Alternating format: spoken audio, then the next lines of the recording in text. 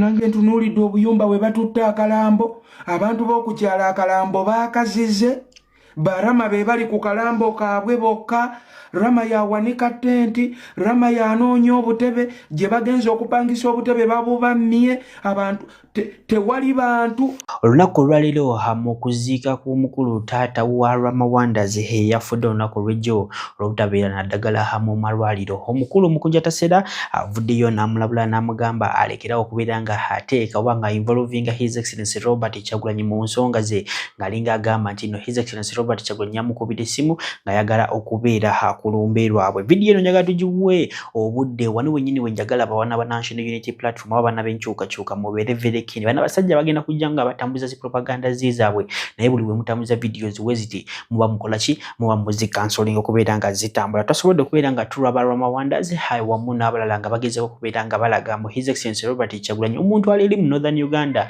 mbu ayagala kuva eri mu Northern Uganda ajje wano mu Central Uganda mbu ng'ayagala okuzikira Rama Wandazi mbu ayiseewo akalango ke campaigns. Wano wenyini wenjagala mbabuuze His Excellency Robert Kyagulanyi makamulaba mu campaigns meka oba makamulaba kunyimbe emeka naddala mu bino ebiseera bya campaign nga mugamba mbu ali mu kunoonya kalulu. Kati kitegeeza ki bannange mwegendereze era abaana bankyukakyuka video weziti ze mulina okubeera nga mutambuza. Mukunja Tasera byonna abyogeddeko mu precision wa mu precise half informative way gye zino okubeera nga ziogerwamu. Soko muwulirize tumale tukomewo n'ebirala.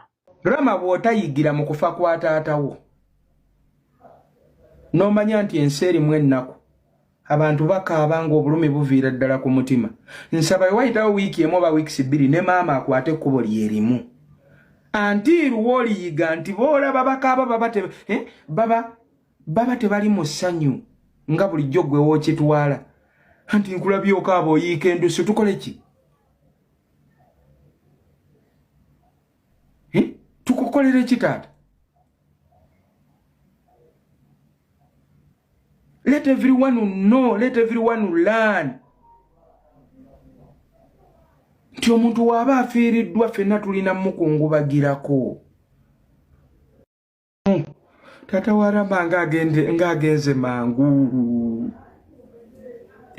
Mbalaga aka video kakano. Assalamu alaikum wa rahmatullahi wa barakatuh. Mwasuze mutya kansubire mwasuze bulungi. Twasuze bulungi. Kakati eri bannange abandi yagadde okwagala okujja okuziika. Teri agenda kujja taata. Koma naawo. Tewali agenda kujja mukulu. Ziika kalambo kokomewe Kampala period totumalaako mirembe. Teri agenda kujja. Sente tusonda za kulonda. Era yonona sente zembwa agenze ziika taata wa Rama jukira mu kalulu mobile money ziza n'obutabaako kati gwe yonona sente ng'okola ki totukubira nti tuwole. Nange taata wange afudde.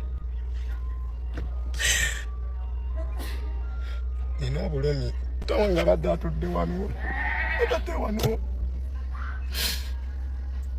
abadde wano nga mulamu neyekwata nekuna. Rama bulijjo namwe mufiirwa banga lyonna lyobadde nga ku social media we wabaawo abakaaba we wabaawo abafiiriddwa ogamba nti beekoza kati naawe essaawa eno oli mu kwekoza. Bantu bano abavuma abantu ku social media nze mu kusooka nali mmanyi nti ewaabwe mu kyalo bali bulungi nnyo naye wallahi ntunuulidde obuyumba bwa taata wa Rama we yafiiridde. Banange ensi ya social media etukoze ensobi bulaadi. Taata mwamuddusizza mu ddwaliro ne mutuuka nga teri ddagala n'adireeyi nga n'alwawo kwe kufa. Ebyo byebicomplainingisa abantu byebikaabya abantu.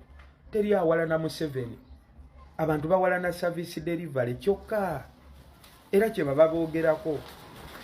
Ate nze okuwagira Nuupu sisobola wala n'awagira NRM ne muvuma because awagira NRM kuba bw'atyo waba asazeewo. Era si buli awagira NRM nti yeeyisa nga Rama wobadde weeyisa boy. Muli ku kalambo muliwo mwekka mazima ddala tunuuliranga n'abantu b'ekyalo omulambo bagubaziridde tewali bantu. Nenge neeyisa esobola eva ku ggwe weka omuntu ogwo. Abasiru bayiga balabyeko. Omugezi ayigira ku nsobi za banne. Nze nina okusaba Rama w'otayigira mu nsobi eno ne maama agende. Nze mbyogedde nze mukunja. bankuba amasasi ekikulu ne kiyimirira ne kigamba mwe basirikale mwe lwaki mwakubye magulu omutwe mwabadde temugulaba lwaki temwakikubye mu kifuba ne bifa mbubi wagira Bobi. Olwaleero buli omu akitegeere. Abaana abakabira ku internet baba tebakabya kajanja nga Rama bulijjo wagamba. Era baba nga abaana abo buli kituufu bulijjo bakabya kajanja. Ne Rama essaawa eno akabya kajanja. Ekyokubiri, ebizibu ebinyiga abantu ba bulijjo tebirina bye bikwataganira na kibiina ky'owagira. Waliwo ebizibu ebitugatta ng'oba owagira NRM oba owagira Nuupu mu ddwaliro weeba teriddagala y'ensonga lwaki taata wa Rama akutuse. Oluguudo bwe luba lubi tekigenda nyiga bene UP bokka ffenna NRM atanaani abampuuga abaseggona abamu ffenna tugenda bonaabona. Baganda baffe abali wanene omuli bangi era ddala buli omu yeetaaga munne naye bataata bo nga bo batutaddemu okwawukana batutaddemu entalo ate ne badda ebbali ne bakwatagana. Bataata bangi temuziise muganda wammwe kiswaza naye nsaba Allah abasaasi.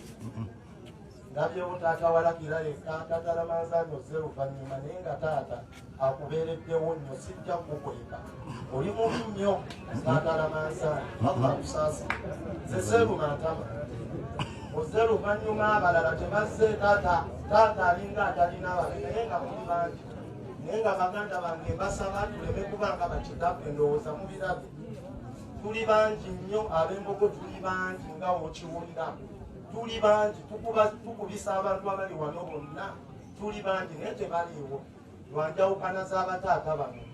Baganda bange mbadde mbasaba twezzezze tukwatagane tubeere nga nange tuyunga Oluganda kubanga obusiraamu butugamba okuyunga Oluganda. Nsembayo ngalamira obutava ku kalimati la ilaha illallah. Eri Allah wammwe taata agenze kibeere ekyokulabirako eri abo abalina obubbo wansi w'ebitanda. Okuva kuno taata mumulabye agenze kugenda kukyafuna kyanganze oba mmwe abalala mmwe abali wano. So buli alina ekibbo wansi w'ekitanda kiddeeyo wallahi Mungu akulaba. Sinza akulaba kiddeeyo ya Allaho mujje ebibbo wansi w'ekitanda oba waliwo ekitakwatagana wano nabyo bitereezebwe.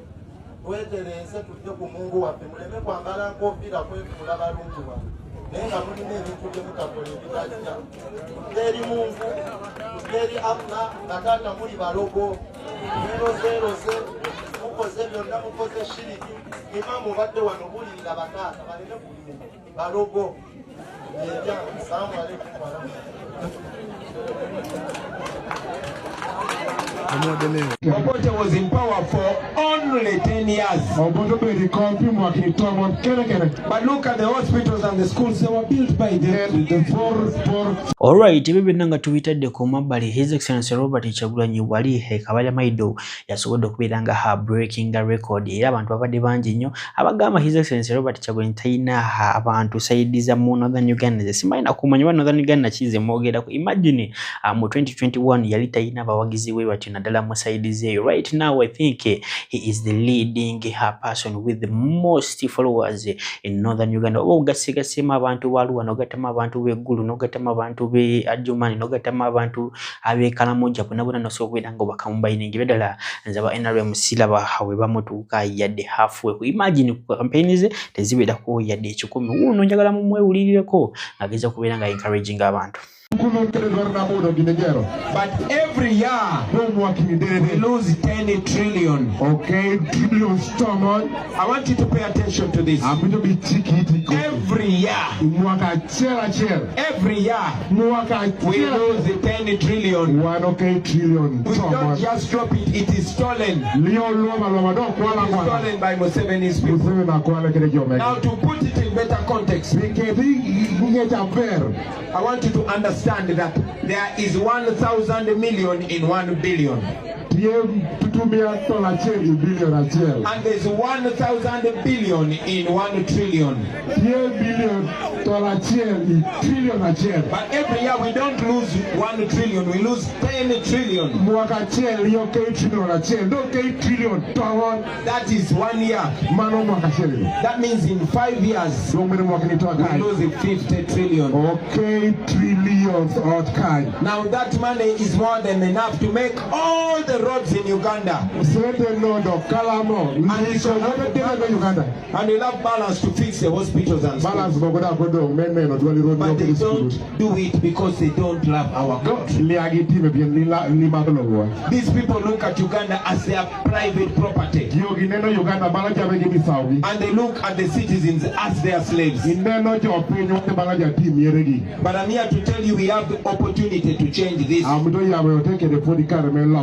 Therefore, my brothers and sisters, on the 15th of January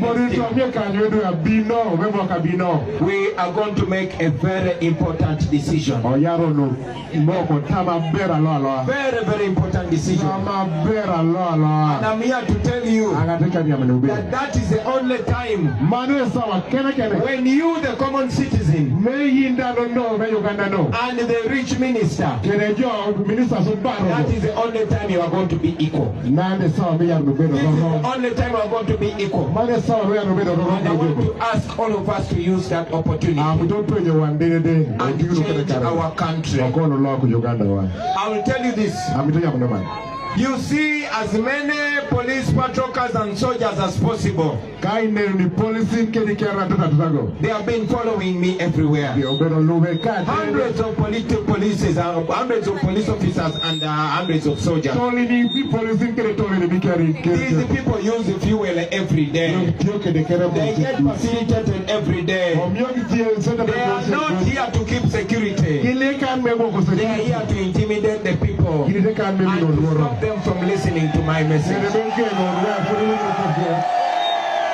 But while the government is doing that, our children did exams before without going to school because the teachers were on strike.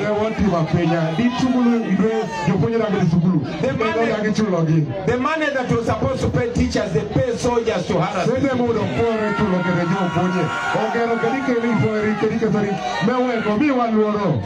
Our doctors are not paid because the money is being used to pay the artists to sing to Bonganawe from But I'm here to tell you, my brothers and sisters, that in a new Uganda, a Uganda that you are going to vote for, the resources of the country are going to be used to improve the lives of our people.